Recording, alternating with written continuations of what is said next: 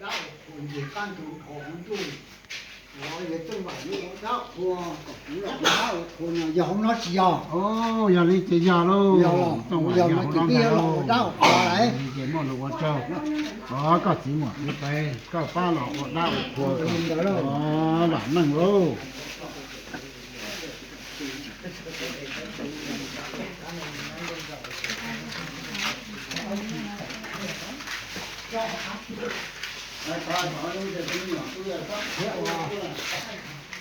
cái hòm mở lại cái gốc cái mở lại rồi thì ta cứ nói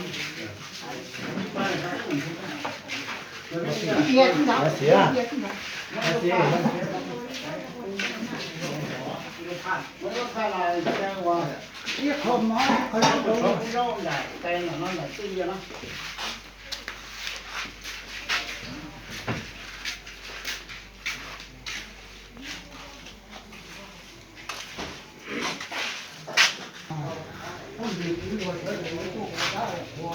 nằm mòn đấy nằm mòn cái kia ngủ dọc có chỗ đau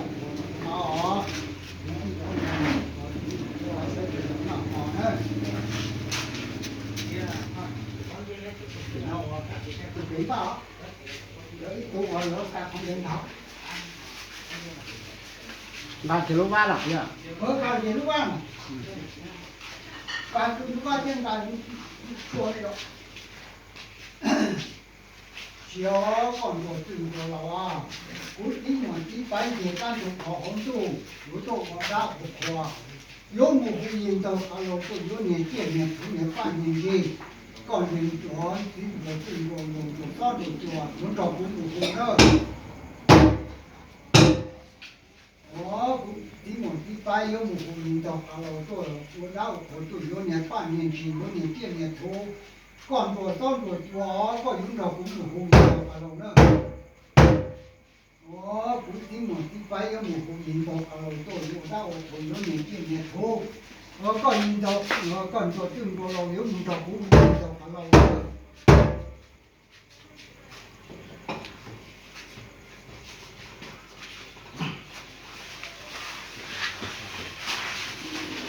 rất chờ nó phải không chờ nó bảo để chờ đi cô chỉ áp rồi ta hút ta đang làm ta không đào cái này là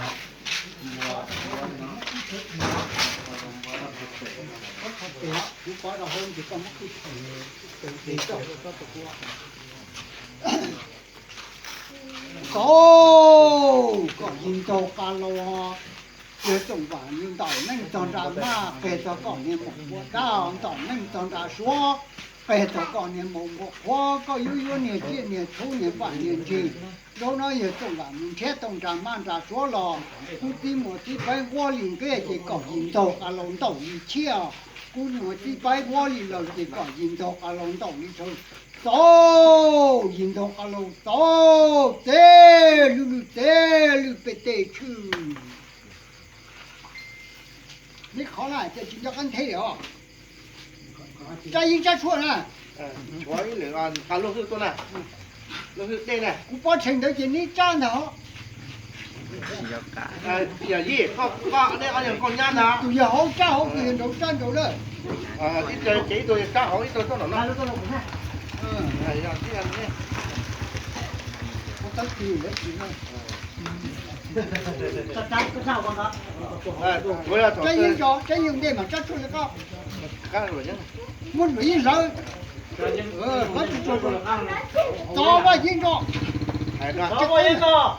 Hai cái nữa. Cho bao nhiêu cho? Cho bao nhiêu cho? Thế à? Chua. Cho ba chua. Thì nó cho. Cho ba chua, cho ba chua. Trời, có nhìn đâu cả lo, từ nông tải thì mọi người lo chuyện đó giờ từng bản luôn nhiệt kia nhiệt thu nhiệt bản nhiệt gì, tàu nên tàu ra mà cái cho có nhiệt mong bộ đa tàu nên tàu ra số cái cho con nên một bộ khoa cú tí một tí bay ngô liền cái gì có nhìn đầu cả lồng đầu đi chia cú một tí bay ngô liền lời gì có nhìn đầu cả lồng đầu đi chơi tổ tê lu tê chư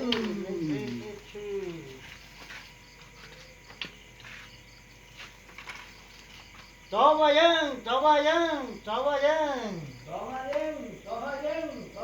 Chó ba chua, chó ba chua, chó ba chua.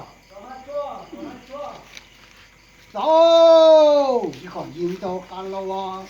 chừng nông tại chừng mà yếu tuần rồi tổng là yếu nhẹ chuyện nhẹ thô yếu nhẹ bản nhìn chi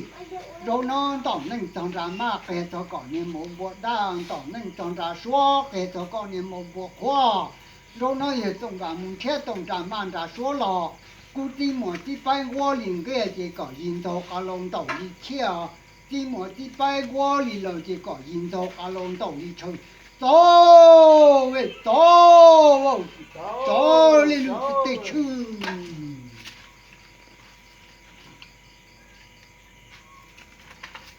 Chó ba dân, chó ba dân, chó ba dân.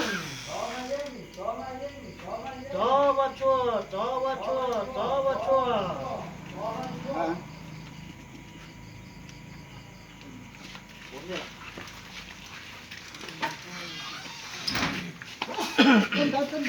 Chân đó không sao ta tập ta phải tâm gì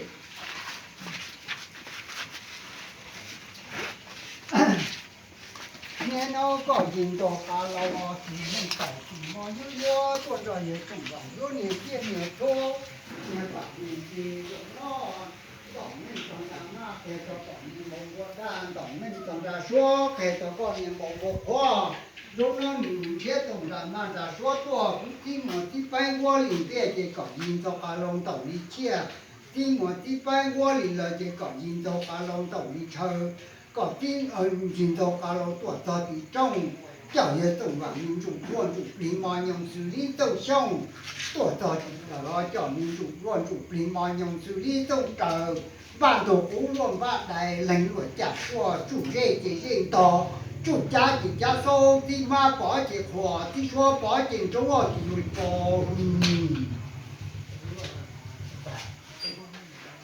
tay cho trái gì mà tay được Chó ba dân, chó ba dân, chó ba dân. Chó ba chua, chó ba chua, chó ba chua.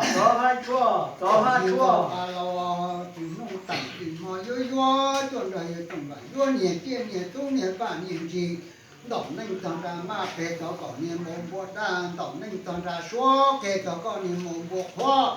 rồi nó nhẹ tổng và nhẹ thế tổng ra mà ra số lò cú tin mà tí bay qua liền cái thì có nhìn đầu cá lồng tổng đi chia tin mà tí bay qua liền là có nhìn đầu cá lồng tổng đi chơi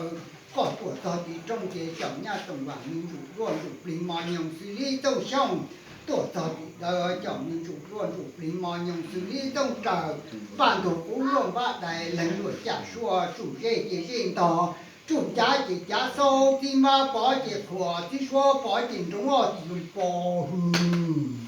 Chó ba dân, chó ba dân, chó ba dân. Chó ba chua, chó ba chua, chó ba chua. tôi thấy vấn đề giờ trên này nè tôi thấy vấn đề quân nữa nè tu bỏ cho nhà bỏ được hay cho cũng treo nó Thầy vào là thầy đấy nhá, thầy là chụp lo một nhà bỏ một nhá. có nhìn đầu cá lô thì nông tẩy thì mọi yo tuần rồi tuần rồi yo nhẹ chuyện nhẹ thô nhẹ bản nhìn gì rồi nó tổng nên toàn ra mà kể cho con nhẹ một bộ đàn tổng nên toàn ra số kể cho con nhẹ một bộ khoa rồi nó nhìn thế tổng ra mà ra số lò khi mà tí bay qua liền cái thì có nhìn đầu cá lô tổng đi chia khi mà tí bay qua liền là chỉ có nhìn đầu cá lô tổng đi chơi tuổi thọ thì trong trời tôi thấy民主乱主林马用xử lý斗xong tuổi thọ thì cho tôi thấy民主乱主林马用xử lý斗trời bản đồ cũ luôn bác đại lãnh luật trả xua chủ rể chỉ riêng tỏ chủ giá chỉ giá sâu ที่มาป๋อจีขวาที่ชัวป๋อจิงจงอ้อที่อยู่ในปอหือ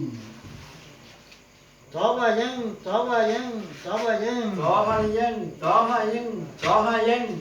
chó và chua chó và chua chó hai chua chó hai chua chó hai chua nên nó có nhìn đầu cả lò thì nông tẩy thì mà yo yo tuần rồi yo tuần vậy yo niên kia niên thu niên ba niên gì tổng nên chọn ra mà kể cho cậu niên một bộ đa tổng nên chọn ra số kể cho cậu niên một bộ khoa còn nhà chọn nhà thấy tuổi chủ kỹ tuổi cho thì trong thì mà nhung xử lý tông xong tuổi cho thì đời thì những chủ kỹ mà nhung xử lý tông trời ban tổ cũ luôn bạn này lần lượt trả xua chủ gì thì riêng tỏ chủ giá thì giá sâu khi mà bỏ chỉ khỏa thì xóa bỏ tiền trong ngõ thì bỏ chó và dân chó hai dân chó hai dân chó hai dân chó hai chua chó hai chua chó hai chua